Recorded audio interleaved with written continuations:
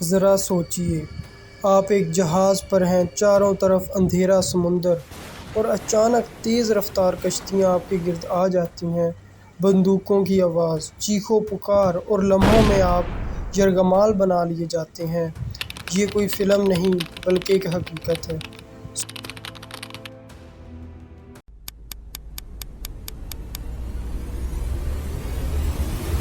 صومالی پائرٹس، وہ لوگ جنہوں نے سمندر کو خوف کی جیل بنا دیا تھا۔ صومالیہ ایک بہت ہی غریب ملک ہے کہ جہاں کے لوگ صرف اپنا کاروبار مچھلی پکڑنا سمجھتے ہیں، اور وہ لوگ بہت ہی غریب ہیں۔ جب کہ صومالیہ کی حکومت گر گئی، یہ وقت تھا 1991 کا۔ اس دور میں ان لوگوں کو اور کوئی ذریعہ نظر نہیں آ رہا تھا کہ جس کے استعمال سے وہ اپنی روزی روٹی کما سکیں۔ تو اس دور میں تقریباً 2000 میں ان لوگوں نے اپنی روزی روٹی کے لیے اس سے جہاز کو لوٹنا شروع کر دیا، اور آج ہم ایسے لوگوں کو پائرٹس کے نام سے یاد رکھتے ہیں۔ شروع میں وہ صرف ایک یا دو جہاز پکڑ کر اپنا سرکٹ چلا لیا کرتے تھے، لیکن جیسے جیسے ان لوگوں کا اس چیز میں تجربہ بڑھتا گیا، اتنا ہی انہوں نے کمانا شروع کر دیا۔ سال 2006 سے لے کر سال 2007 میں پائرٹس کا یہ کام اپنے عروج پر پہنچ گیا تھا۔ وہ کتنے ملینز آف ڈالرز تائیوان میں وصول کرنے لگے، اور بہت سی کمپنیاں وہاں پر قائم ہو گئیں کہ جن کا کام ہی صرف یہ رہ گیا۔ یہاں سے شروع ہوتا ہے 2009 میں ایک ایسا واقعہ کہ جو کبھی تاریخ میں نہ دیکھا گیا اور نہ دیکھا جائے گا۔ اس واقعے میں ہماری مرکزی شخصیت ایک ایسا شخص تھا جس کا نام کیپٹن فلپس تھا۔ اس واقعے کا آغاز یہاں سے ہوتا ہے کہ جب کیپٹن فلپس کا جہاز اپنی منزل کی جانب جا رہا تھا کہ اچانک ان کے ریڈار پر نظر آتا ہے کہ تقریباً 10 لوگ جن کے ہاتھ میں AK-47 تھیں، بہت تیزی سے ان کے جہاز کی جانب بڑھ رہی تھی۔ جب کیپٹن فلپس نے ان کو اپنے جہاز کی جانب آتے ہوئے دیکھا تو انہوں نے فوراً سے اقدامات شروع کر دیے۔ کس طرح ان کو روکا جا سکے، انہوں نے اپنے فوراً کرو ممبرز کو آگاہ کیا، انہوں نے ان کو روکنے کی تیاری شروع کر دی۔ یہ وہ دور تھا کہ جب جہاز میں بہت زیادہ سیفٹی کے انتظامات نہیں کیے جاتے تھے، صرف چند کرو ممبرز جو کہ جہاز کے کیپٹن کے ساتھ موجود ہوتے تھے۔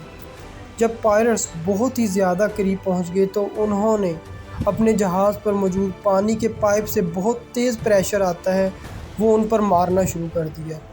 جب وہ اوپر پہنچ گئے تو انہوں نے نیچے اتارنے کی بہت کوشش کی، لیکن وہ اوپر پہنچ چکے تھے۔ انہوں نے اوپر پہنچ کر ان کو یرغمال بنا لیا، اور ان کے بہت سے کرو ممبرز جہاز کے نیچے موجود کمروں میں چھپ گئے۔ یہاں پر کیپٹن فلپس نے ان کے پائرٹ کیپٹن کو مشورہ دیا کہ وہ جہاز میں موجود $30,000 لے اور یہاں سے چلا جائے، لیکن وہ نہیں مانا۔ اس نے چاہا کہ جہاز کی چھان بین کی جائے۔ جب وہ جہاز کے نیچے پہنچا تو اچانک اس نے پائرٹس کے کیپٹن فلپس کے جہاز کے کرو ممبرز نے اسے پکڑ لیا۔ جب اسے پکڑ لیا تو اسے کہا کہ اپنے دوستوں کو کہے کہ فوراً یہاں سے چلے جائیں اور $30,000 لے، ورنہ ہم تمہیں مار دیں گے۔ تمہیں اس وقت تک نیوی پولیس کی وہاں پائرٹس کی خبر مل چکی تھی، لیکن ان کو آنے پر ٹائم لگنا تھا۔ اس دوران پائرٹس نے یہ دعویٰ کیا کہ اگر وہ کیپٹن فلپس کو وہاں پر موجود لائف بوٹ میں ہمارے ساتھ بٹھائیں گے تو ہم ان کو چھوڑ دیں گے۔ اب وہ ہمارے ساتھ کیپٹن کو چھوڑ دینا۔ لیکن جب کیپٹن فلپس ان کے ساتھ بیٹھے تو انہوں نے فوراً لائف بوٹ کو پانی میں اتار دیا اور ان کو اپنے ساتھ لے جانے لگے۔ اسی دوران نیوی پولیس بھی وہاں پر پہنچ گئی اور انہوں نے کیپٹن فلپس کو قید کر لیا۔ دوبارہ پیسوں کا مطالبہ کرنے لگے۔ اس دوران نیوی پولیس ان پائرٹس کے کیپٹن کے ساتھ بات چیت کر رہی تھی اور ان کو سمجھانے کی کوشش کر رہی تھی کہ آپ لوگ ان کو نقصان نہ پہنچانا، ہم آپ کو آپ کے پیسے دے دیں گے اور آپ کو ہماری طرف چھوڑ کے چلے جانا۔ اب یہاں پر نہ تو وہ کیپٹن فلپس کو مار سکتے تھے، لیکن انہوں نے ان کو نقصان پہنچانا شروع کر دیا تھا۔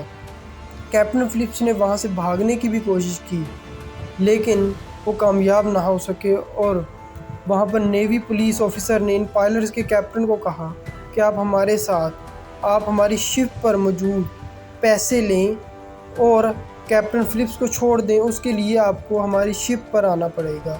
تو وہ راضی ہو گیا۔ جب کیپٹن فلپس دوبارہ پائرٹس کی بوٹ پر گئے تو پائرٹس کے ساتھیوں نے انہیں مارنا شروع کر دیا۔ اس دوران نیوی آفیسرز کے سنائپرز وہاں پر موجود تھے اور انہوں نے فوراً ان تینوں کو گولیاں مار کر ختم کر دیا اور ان کا کیپٹن گرفتار ہو گیا اور اس طرح کیپٹن فلپس کو بچا لیا گیا۔ 2009 میں اس مسئلے کے بعد جہاز پر گارڈز موجود ہوتے تھے اور اس وجہ سے پائرٹس کے لیے بہت مشکل ہو گیا کہ وہ آئندہ کوئی اس طرح کا کام کر سکیں۔ اس دور میں صومالی پائرٹس کو وہاں کے سمندر کا بادشاہ سمجھا جاتا تھا۔ تو یہ تھی صومالی پائرٹس کی کہانی، غربت سے شروع ہو کر دنیا کو خوف زدہ کرنے تک، پھر اپنی طاقت کھو دینے تک۔ آپ کو کیا لگتا ہے اگر امریکہ نے کارروائی نہ کی ہوتی تو کیا آج بھی صومالی پائرٹس سمندر پر حکمرانی کر رہے ہوتے؟ اپنی رائے کا اظہار کمنٹس میں ضرور کیجیے گا۔ اللہ حافظ۔